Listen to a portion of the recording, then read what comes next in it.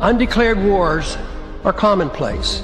Tragically, our government engages in preemptive war, otherwise known as aggression, with no complaints from the American people.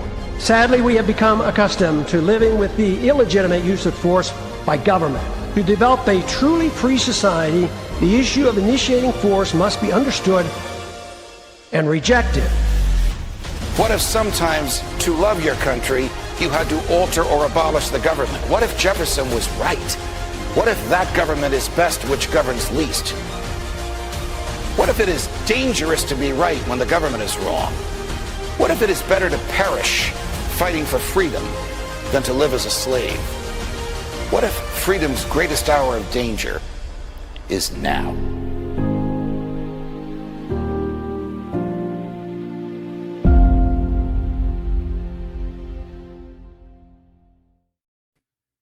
Hi, everyone. Judge Andrew Napolitano here for Judging Freedom. Today is Tuesday, January 20th, 2026. My friend Colonel Bill Astore joins us now. Colonel Astore, a pleasure. Thank you very much for joining us. But by what legal authority or diplomatic precedent or moral principle can the head of the government of one country unilaterally demand the removal of the head of the government of another country, as President Trump actually did in Venezuela and demanded in Iran? Right.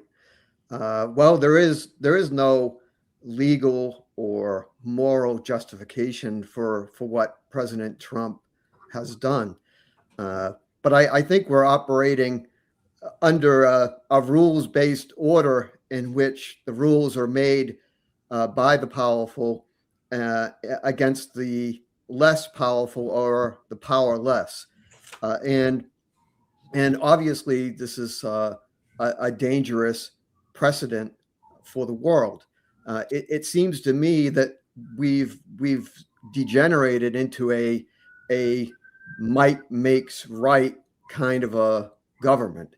I remember, Abraham Lincoln, 150 years ago, a little bit more than that, made a famous speech in which he talked about the idea that right should make might.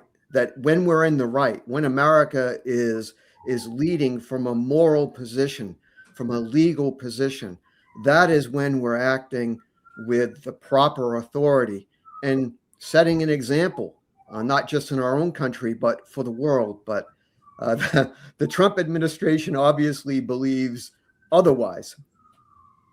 When President Trump famously or infamously told interviewers from the New York Times about a week or two ago that he did not feel constrained by law, which must mean, he actually said international law, which means treaties enacted pursuant to the Constitution, which means under the Constitution, treaties are the supreme law of the land, like the Constitution. When he said that and said he was only constrained by his own mind and his own morality, what were your thoughts? What was your reaction, Colonel? Yeah. It made me think about a debate answer that he gave early in 2016 when he first ran for president. When they asked then candidate Trump whether he would be against the use of torture, and basically what Trump's answer is that the troops will do whatever I want, including if I issue orders to torture individuals for terrorists, he would say, for information, they will do that.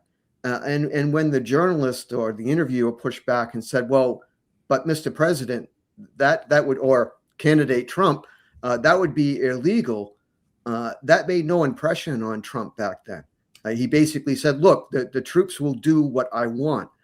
And the next day I wrote an article where I said that President, I'm calling him president, but then candidate Trump, I said, just disqualified himself for the presidency because he fundamentally misunderstood his duties as president, which is to support and defend the Constitution of the United States.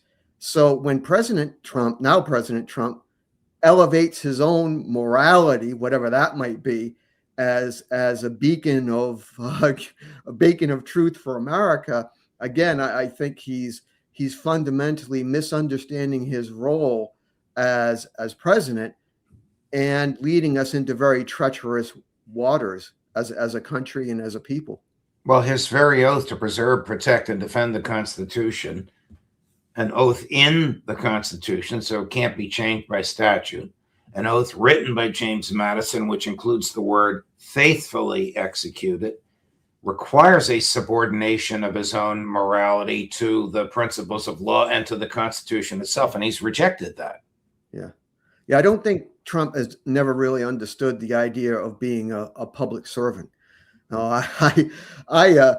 Trump basically serves himself and his own power. But what I would say is that I was thinking about this the other day when you kindly invited me on your show again. I was thinking about when I first took the oath of office, and I was 18 years old when I did that. When I joined Air Force ROTC, and at the time I joined a little late, so the oath was given to me one-on-one, and it really was to me a solemn occasion in which I really had to reflect on the idea that, hey, I'm signing up to support and defend the Constitution. That's what my service as a cadet and later as an officer is about. It's not about advancing, some abstract idea of patriotism. It's not about expanding American power. It's about living up to the ideals of our founders, and we're supposed to be celebrating this year the 250th anniversary of that. All of this reminds me, I wasn't going to go there, but you raised this, and you're really the appropriate person to discuss it because you have such a refined moral sensibility, Colonel. The comments that were made by Senator Mark Kelly and 3 other members of Congress in a video shortly before Christmas time, telling members of the military that they have a duty to disobey illegal orders. A truthful statement, something we're all taught. I was in Army ROTC, which is at Princeton, which is probably the first time I took that oath, and I didn't take it alone, but it was like you did, but it was very solemn, and it sort of gets to you, particularly when you see it in writing and then you sign it, as well as when you state it publicly. And I can remember the second or third day of basic training, a lecture on illegal orders and the duty not to comply with them. I mean, how would that work? What should these guys have done that he sent in to kidnap Maduro, or that he has dispatched to murder fishermen on fishing boats in the high seas because somebody claims they have cocaine in the boat? Right. Yeah, that's, as you know, Judge, a very, very difficult question. I mean, in theory, it might seem simple in that, if you recognize that an order is illegal, then it is your duty as an officer or an enlisted person to say that I refuse to do that. But as you know, there's an enormous amount of pressure within a hierarchical organization like the military against being the tall poppy that stands up because you're liable to get your head chopped off. But there's also a lot of trust in the chain of command. So, these are orders, at least in theory, they come down from the president. And I mean, you obviously, if you're a lieutenant or a captain or a sergeant, there's a sort of a assumption that you're being given, the order is being passed through the chain of command, and that the order is a legal one for that reason. And you may not have the knowledge, the wherewithal to question or to challenge that kind of an order.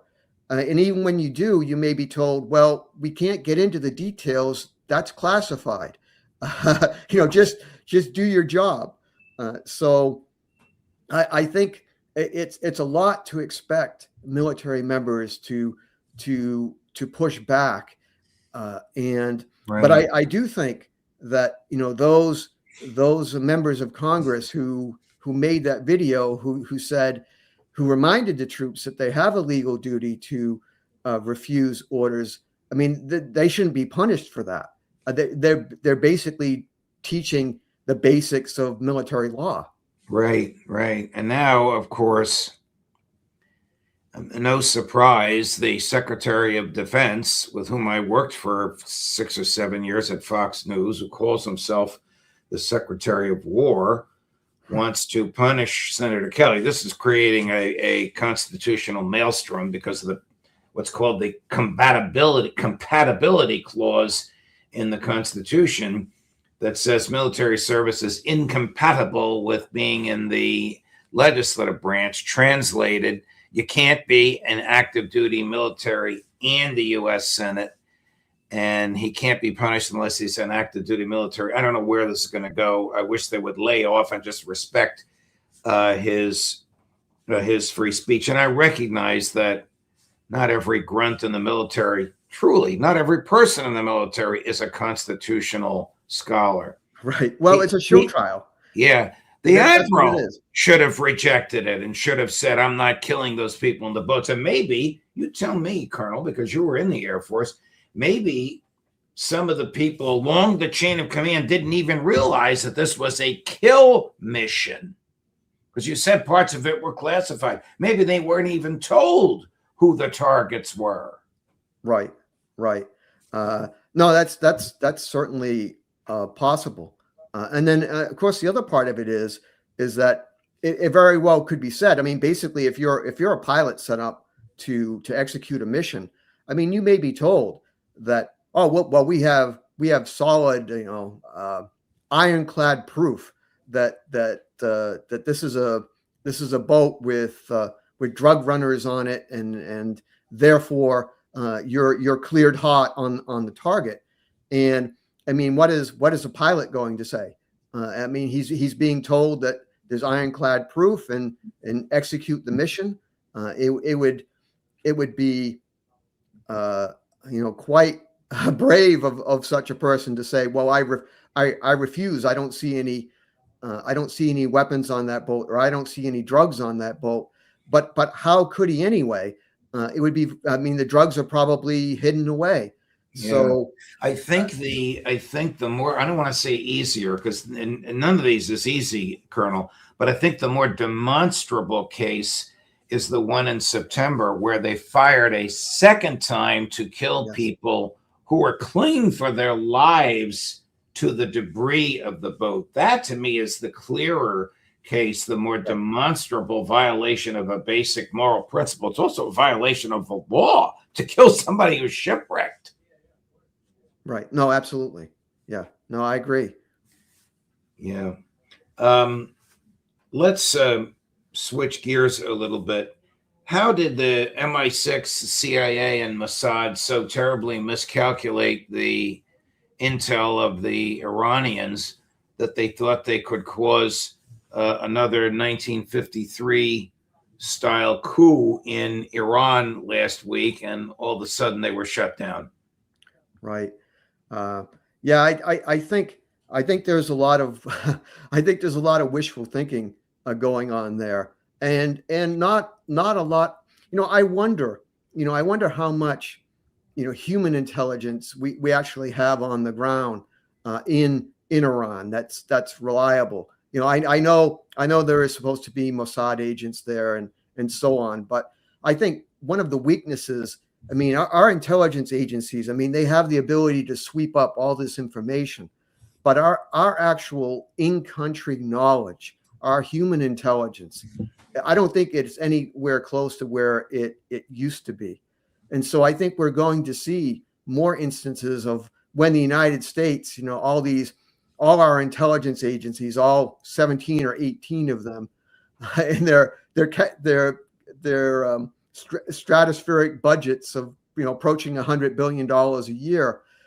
It's rather shocking, though, how much they don't know and how many wars that they end up losing, even though we supposedly have such a vast intelligence agency that supposedly knows everything. Right, right. I want to segue into another area of expertise to you. You wrote a fascinating piece that just captivated me, the essence of which is the danger of the glitter of nuclear weapons. Right. Yeah. What is the glitter of nuclear weapons? Yeah, that's a great quote from Freeman Dyson when he talked about it's from a documentary called The Day After Trinity by John Elsa, which I recommend to anyone who I think it's even better than the Oppenheimer movie. Freeman Dyson mentioned I felt it myself, the glitter of nuclear weapons. The ability to lift 1 million tons of rock into the sky, and it's seductive. It's for Tolkien fans, it's a little bit like the One Ring of Power.